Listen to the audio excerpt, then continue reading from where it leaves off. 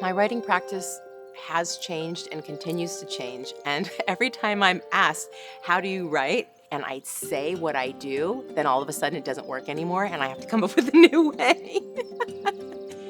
The fact that this just happened is kind of miraculous. And I love that me in my midlife can say I'm having a brand new experience. I hope everyone gets to live that way. I like to write in the morning before I begin my other responsibilities.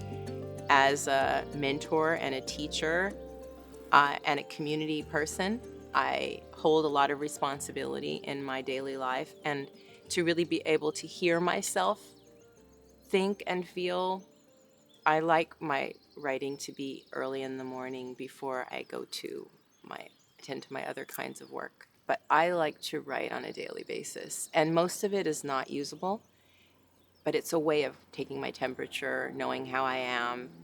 And also, it is a lifestyle. I use poetry as a tool for living. So I'm not just writing poetry to make a book, then taking a break. I'm writing to live. There is a world of language that we all live in, and it's not all the same world, but it is there.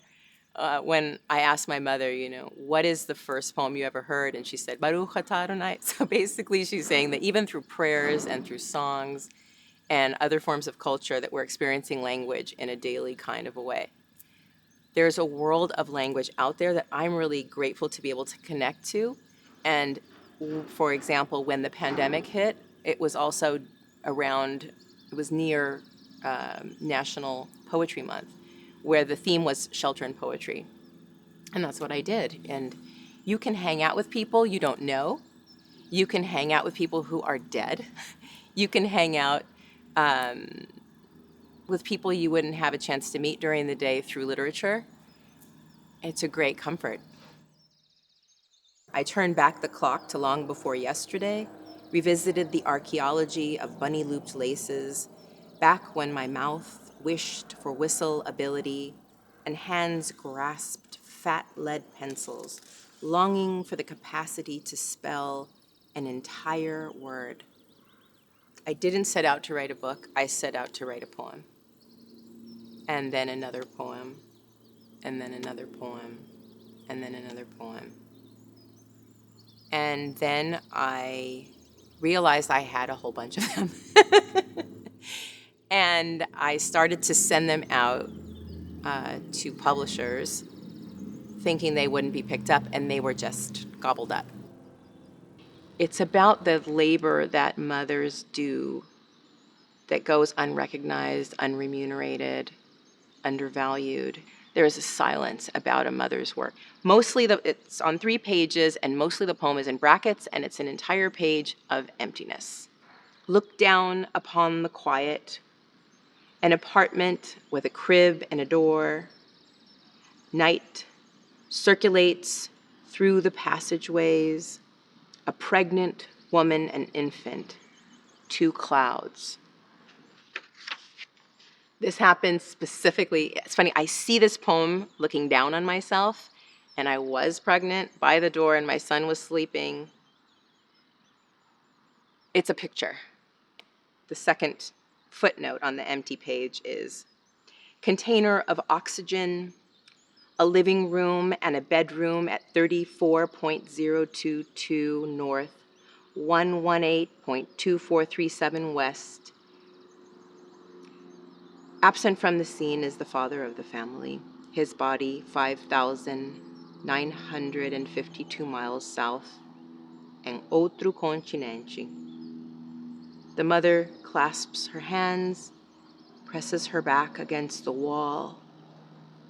She watches her toddler sleep, follows the cadence of his calm in and out halations. The air in the space colludes against her.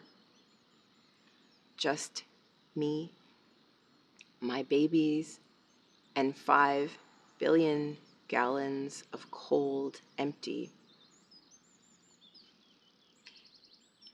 For some reason, the character zooms back into her life 27 years later, and that's me writing this book. 27 years later, the mother returns to the scene, a storyteller. She plants music where there was echo, movement where inertia froze solid, warm water where ice halted. She bends pillows out of stone, buries tree roots where wind scraped the plains flat, plants praise on lips and in sentences. Praise your planks and burrows, she hums to her former self, bent needle woman, sleepy, midnighted. I claim you as any woman can claim a thing of value. Plant a self by your own river, see what grows. I don't think without the poem I would have known how to go back and accept myself and the conditions and what I had to go through, what I went through. And for poetry to come back and love me up like that, it feels like it's beyond you. It feels like it's tapping into some greater empathy of the universe. And I needed it, and I didn't expect it, and poetry gave me that.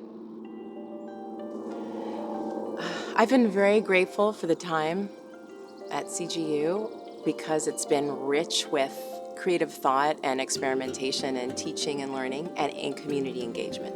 The students I have now want to tap into their own leadership impulse.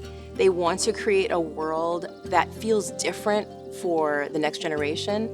In a class last week, one of the students was smiling even on Zoom, and I said, "What's going on?" She's like, "I'm thinking about my niece and what the world will be like for her."